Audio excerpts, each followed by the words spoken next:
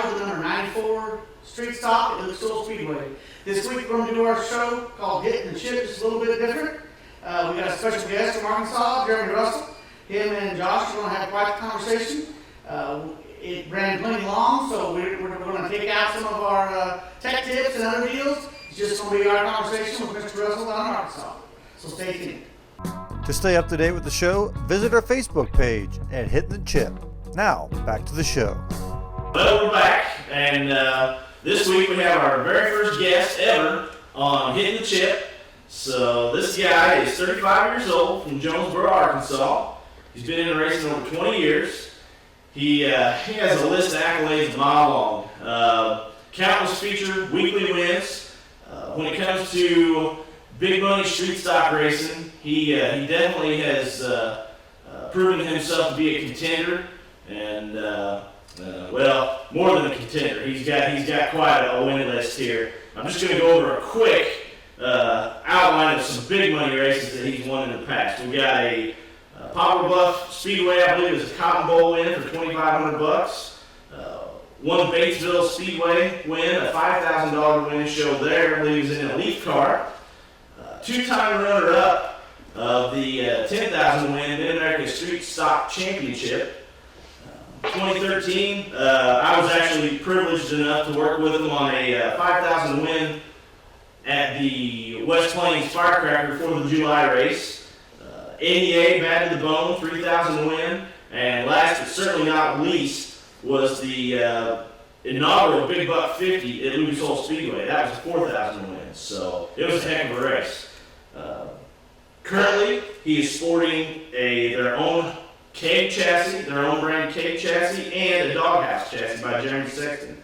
Both venture cars, so if you would welcome Jermey Russell to the show. Jermey, how are you, brother? Good, man. Good to see you. How y'all doing? Oh, we're hanging. We're making it. So, I guess first question is just, how did all this get started? You know, tell us about your first race experience, first car, or whatnot. Well, I always went with my grandpa and uncle and stuff to the races, and my dad. My first car was a Ford Pinto. I sold a four-wheeler and I went and bought that Ford Pinto. My parents said they wouldn't buy me one, but they'd support me, so I sold my four-wheeler. They actually bought the four-wheeler, so they still supported me on the first car. And then the only deal was when I first started racing was that we would race every other weekend and never race on Sundays. That was my mom's deal. Well, we got the car ready, and the first weekend it rained out the Saturday night, and they decided to race on Sunday, so we went that Sunday. Here we haven't missed a weekend since, probably. Very few. Well, that's awesome. Okay. That's how we got started. Gotcha. Okay, so you started out in mini stocks, done some street stock racing, and then done some modified racing. Now you're pretty well back to a full-time street stock, a dedicated street stock program. What is it about the street stocks that you love, that keep you, why are you still in this class? What is it about the street stocks? Well, it fits my driving style mainly, probably, and plus KEG, and they like the street stock stuff, and it kind of works out good for us. Especially, really, I don't know why everyone don't have a street stock in this area, and y'all's area too. I mean, there's so big shows, and it's going to get bigger, I think, before it starts to slow down, and so that's probably a lot of it. I like it how we treat it as a late model modified team, and then other people do too. Right. It's just not an old bomber car. I mean, we work 2 or 3 nights a week on the car like everybody does, and I just like it. It just seems like it's more of a, I don't know, everybody's more friendlier, and you meet people, and it's like you build more friendships type of deal. Yeah, we see that too. Exactly. We see that too. So, well, there's no doubt that the KEG team has quite a fan following, quite a social media following. I think the KEG-1 Motorsports page has almost 3,500 likes. You, along with Kenny, were the only 2 cars really from this area to be inducted or allowed to the dirt tracking game, which is really cool. I race your car against Kenny, just so that's why I don't tell him that.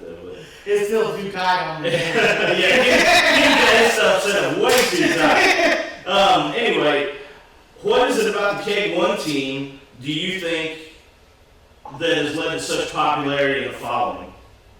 Well, I think a lot of it is dedication, not by me and the guys that help on the cards, but by Kenneth and his family, and Dave does all the YouTube videos, and it's just, I think it's a team effort type deal, and then people can go on there, they can like our stuff, if they can't make it to the weekend, they know where we're at, they know how we're doing, and I think that's a lot of it. And, thankfully, we normally run pretty good, so that helps. As far as the dirt tracking game goes, that took a lot of people sharing, a lot of people looking up our car and liking it, and it's pretty cool. I still haven't quite figured it out yet, but it's pretty cool. I know it's just a video game, and it's just for your phone. It's not even, a PlayStation 2 necessarily. But, there's a lot to be said. That's one of my prouder things that I've probably ever been. I think I got 500 and some likes on mine. Yeah. And that was killer. Now, how it got that high, I don't understand. But, that is a really cool deal, that especially two of us that race each other and know each other, to make it on something that big, that there's people from Canada that made it on there. That's something that, we're going to write that down until the end of the time, in my opinion. I hope it'll be good for a while. Yeah. Hey, exactly. I hope it goes on to a PlayStation game or something. It's awesome. It's a really neat deal, and he kind of stuck his neck out for us trying to get us out there. I think it helped out. I think it worked out good for everybody. I know I'm excited about it for sure.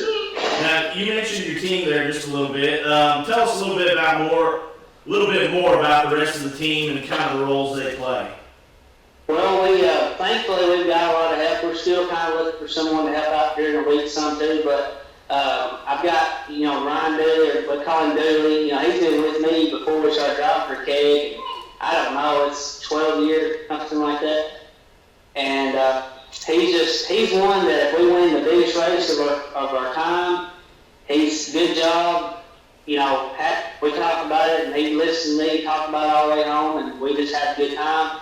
Or if I go out there and lose the biggest race of our time, he tells me, he sits there and listens to me vent all the way home, and he takes it either way. So that definitely helps me out in that area. Then I've got Hunter. He's always good about helping me out, and just if I need to work till 12 o'clock, he's there. If I need to work till 6 o'clock, he's there.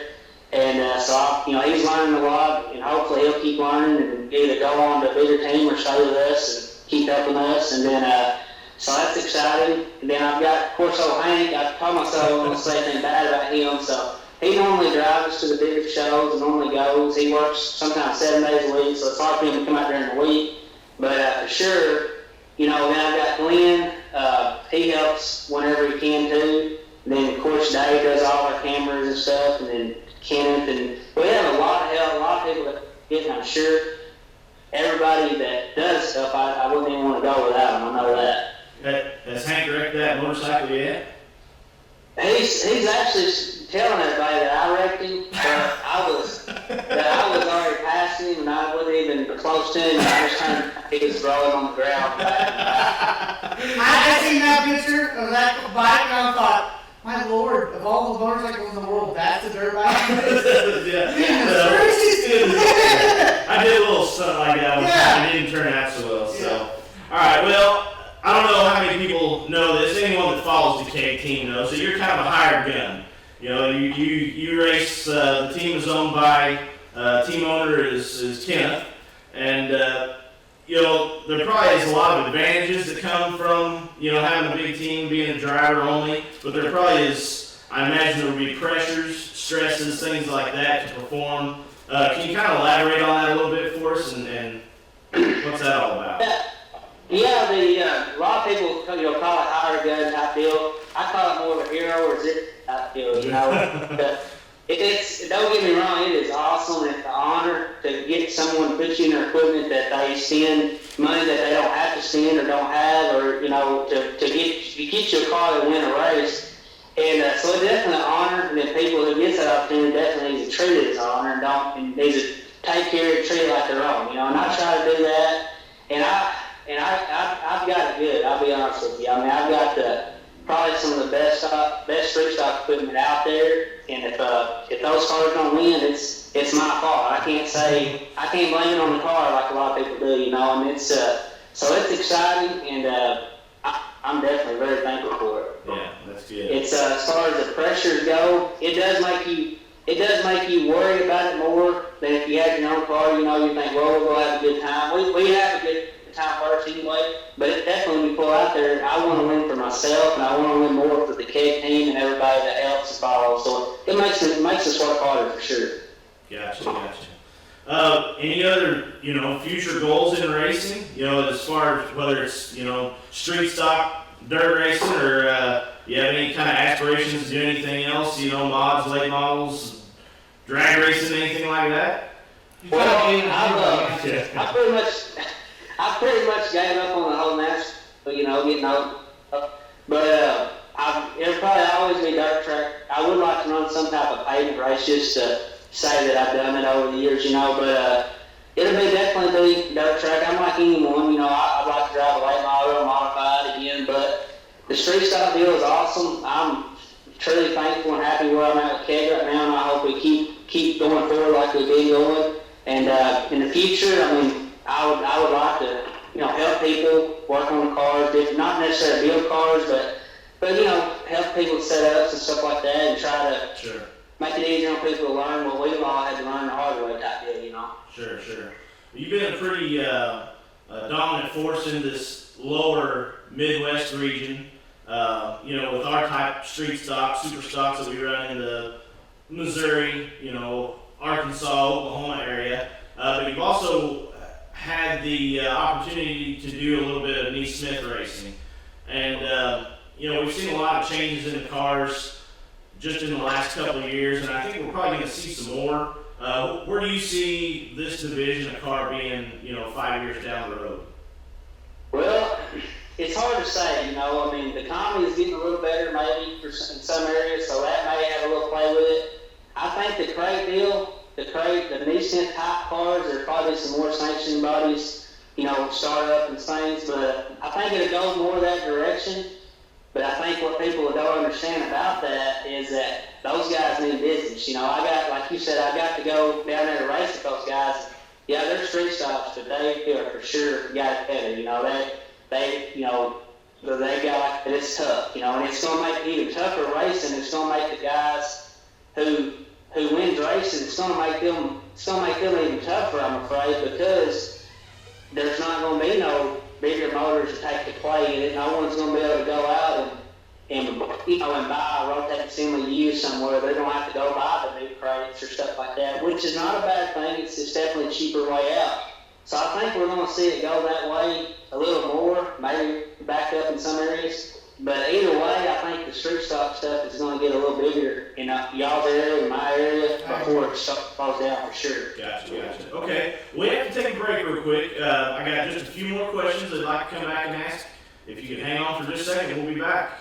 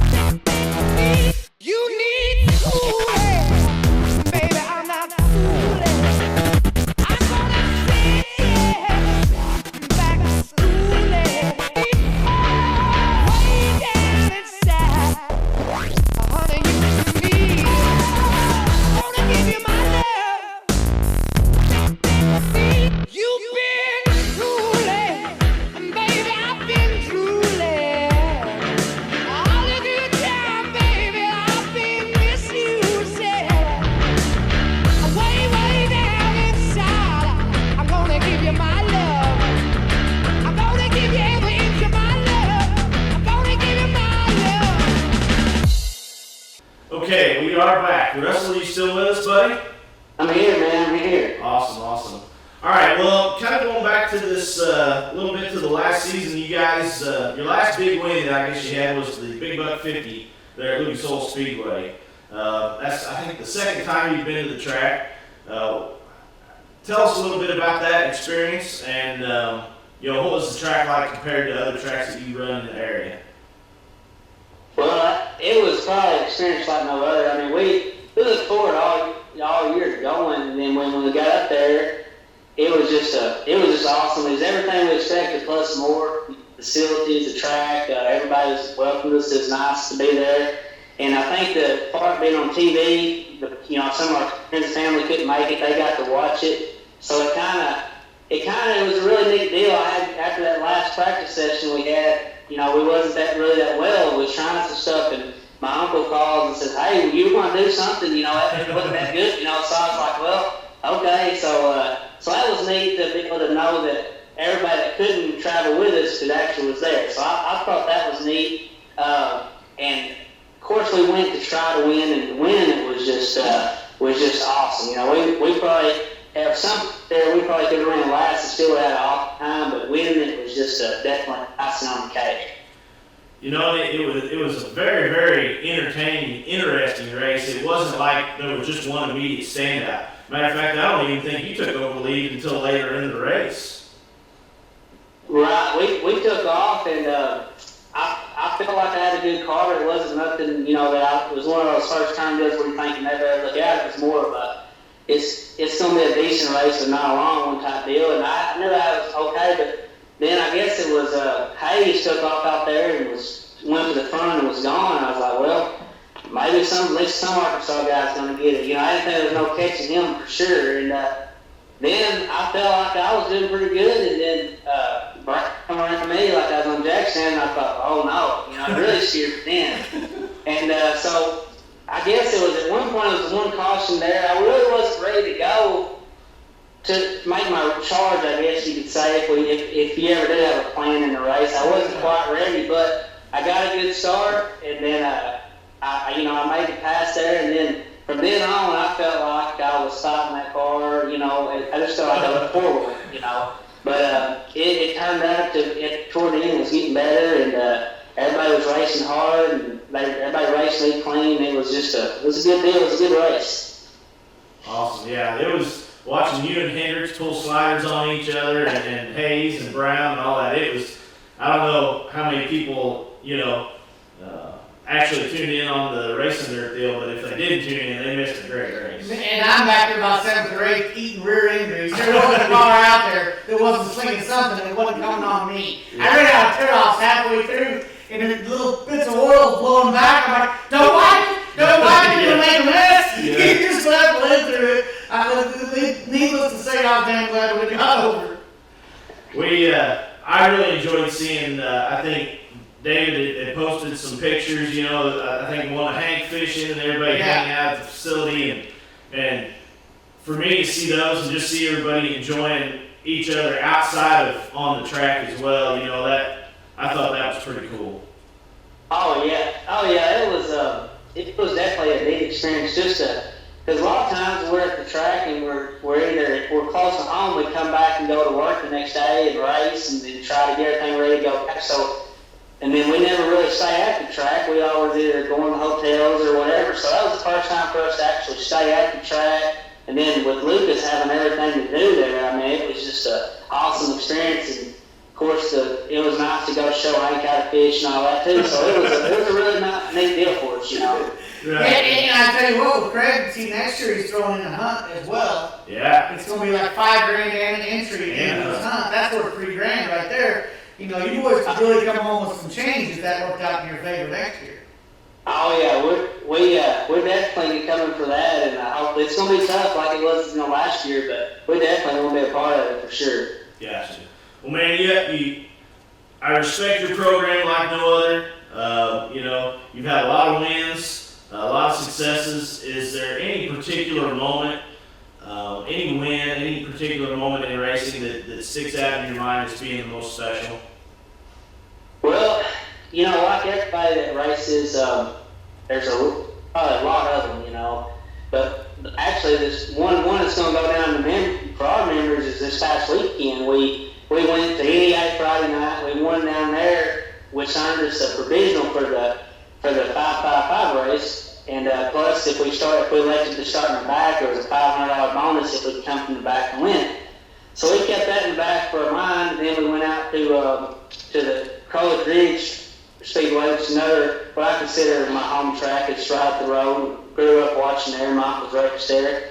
And we had a memorial race for Glenn Francis, and we actually chased that cup for about 4 years, trying to get that trophy cup. We finally won it.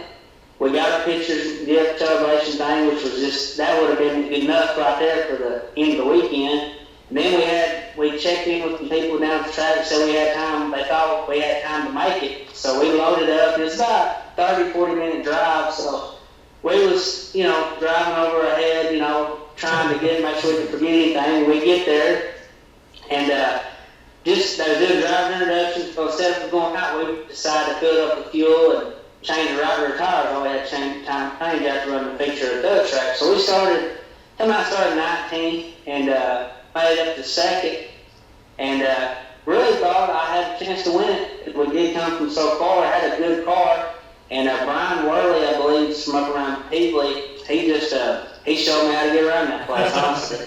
And it was an awesome race. We was there. We went door to door for probably 20 laps, and it was awesome race. And I was glad to see him win it. Of course, we wanted to win, but it was an awesome race. But that was your second feature that night, basically, at the second track. Second feature, second track, yeah. So we've done nice. Yeah. That's a good time when you can make that happen. When you can make that happen and it all works perfect, there's no better deal. I agree. So I caught a little bit of the 555 deal, read just a little bit about it, which seemed like kind of a neat deal. Can you elaborate on what that was a little bit? Well, what it is, basically, he's wanting to have 5 races, 55 laps, which I believe one of the races would include the Badge of the Bone, which actually is in a couple of weeks. That was last year he had. It's just as a promoter, he loves the street stock racing like a lot of promoters, and he's trying to get a lot of cars. And he runs the Neesmith class and the super stock class, and he's added 200 pounds of super stock cars to make up for the motors. And as far as lap times, everybody's riding the car just like the Lucas track was. Right. You couldn't ask for a better rule package for that race, just like this. And he needs, I encourage everyone to come out for that deal because it's a good deal. I mean, I think I can't remember what it paid to start, $100 entry fee. It's an awesome deal, and it goes on. It's not really, I think there's not any big races on those same weekends, so it's a good deal. I mean, I think it'd be a good deal for everybody. That's cool. So you felt the compatibility between the Neesmith and our streets and supers, whatever, with a couple 100 pounds was pretty close. Oh yeah, definitely. And the year before the Badge of the Bone, he allowed the Neesmith cars to come in and run with the super stock rules type deal. And Brooks Shrink, which he was in a Jermey section car also, he come down there and probably another 15, 20 laps, I probably would have ran second on that deal too. He was coming in a hurry. Gotcha. So it was just I think the promoters need to look at it. I think it'd be a good deal. I think that's cool. I like seeing everybody, well, like you said with the Big Buck 50, it was an interesting dynamic to see the different rules package and how they stack up against each other. So, well, that's awesome. Before we get out of here, I know you've got a list of sponsors and any friends or family, that you want to mention or give thanks to. Now's your time. All right, man. Well, first of all, thank you all for having me on here. It's an awesome privilege. I was honored when I got the call. Second thing, Jermey section, he built us a car to run in this area, and it's an awesome car. I mean, his phone, day or night, I can call him and ask him questions, and if he don't know, he'll find out, and he studies it and gets back with me. And I can at the track, I can pick up the phone and call him, and I can do what he says, and normally we go toward the front, So that's an awesome feeling just to have him in our camp. And of course, Kenneth Gully and his family, they took me in, and just like I said, I've got it made really, and it's an awesome feeling, awesome deal. War Shocks they come in. Keith, I mean, he lets me explain the way I can know how to explain it, which is so crazy sometimes, and then he tells me what I should do, and like I said, it just makes it easy on my part having those guys to lean on, and it's awesome shocks, and their last good, it's quick. If I send one off, it's quick to get it back. And it's just an awesome deal. And then I guess carbs, I wouldn't even want to go to the track on carburetors. They're awesome power and 4-barrel or 2-barrel. You can't ask for a better carburetor. And then I'm looking around. Day Motorsports, we've done business with them for a couple of years. We're eating down there. She always, I can call and she gets her parts out. If she don't know exactly what the part needs, she'll find out and get us to us. So that's really made it a lot easier as far as us getting parts and stuff like that. Tim's Auto Body, they do some paint work for us, and unfortunately, sometimes the hero or zero deal, I need body work done now. And I know I'm probably forgetting somebody, but really, I think that covers the gist of them. No, we still here. You there? We can hear. Oh, you're back. You're still good looking, buddy. You still got you. So. But Hunter, if anybody's something. Let's see this Hunter cat. Hunter, say hi. Hey. What's up, Hunter? He's been over there listening, getting ready to go back to work here. So, awesome. Okay. But yeah, it's the sponsor deal. You gotta have your sponsors, and and it definitely makes it a lot easier to having people like even back when we decided to get our first morning car, I remember calling you, Sure. I was shocked you knew who he was, first off, and then, that deal there, it just works into the same deal. You got us an awesome car. We won races with it right out of the box, and it just, that's what people don't understand. A lot of people can weld, a lot of people can bend a piece of pipe, but it's the feedback and the information you get back that it's worth that extra money, Sure. Kenny, you got anything else? Well, I tell you what, bud, your sportsmanship on the track and you're humble about everything is what sets you apart, and that's why everybody has given you the following that you have. And that's something to be proud of. I've seen you guys not do what you expected to do. You guys held your head high. There wasn't no fit thrown or nothing. And that's something that I'll walk off and be quiet. Nobody can find me for a while from time to time. But you guys have a really top-notch program, and you should really be proud of what you've accomplished so far. Well, I appreciate y'all guys, and I feel the same way about y'all. I mean, we try to be, we have our moments that we're not proud of like everybody, and like Dave, he does the YouTube videos, the in-car cameras and stuff, so he's definitely got some leverage on me if he wants to. He edits out a lot of stuff said when I come in and park out of the car, so he makes me look probably better than I am a lot of times, but I do appreciate y'all very much. Well, man, I just got one last question, and then I'll let you go. When are you coming back up and we'll eat another one of the big old steaks? Man, we are ready. We're talking about that. We're ready. We're ready. All right, well, just holler. Jeremy, appreciate it, buddy. Thank you much. See you guys. Thanks for watching the show. And if you want to know all the activities we got going on, we have a new Facebook page called Hitting the Chip. Check us out. It'll show all the stuff we got going on. Thank you guys. See you next week.